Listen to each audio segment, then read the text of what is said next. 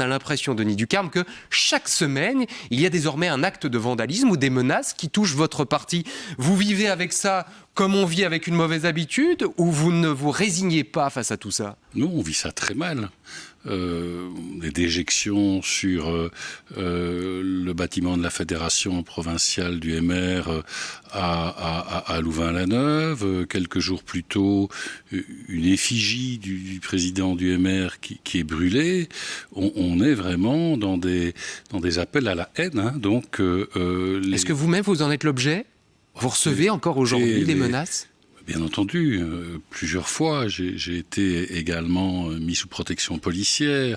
Donc faire de la politique aujourd'hui, c'est vivre avec ces menaces, ces intimidations, ces attaques vulgaires sur les réseaux sociaux, des attaques même qui visent votre famille, votre épouse. On est au niveau zéro de la politique et parfois de la citoyenneté pour une part d'entre eux. Il n'y a plus que l'attaque, l'insulte, la menace. Aujourd'hui sur les réseaux sociaux qui, pour certains, deviennent des vrais poubelle de la démocratie. Je crois qu'il faut essayer de garder un peu de hauteur, accepter les avis qui sont différents, accepter le débat dans la courtoisie, dans l'élégance, dans la modération. On sait que vous avez le verbe haut, que vous n'avez pas peur, et c'est comme ça qu'on vous connaît, de dire ce que vous pensez.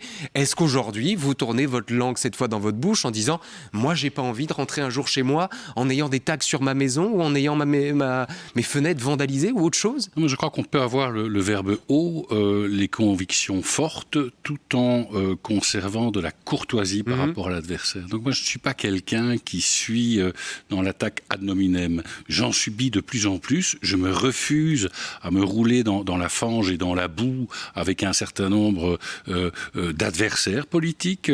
Je pense que les choses peuvent se dire, même fermement, même fortement, avec conviction, dans l'élégance.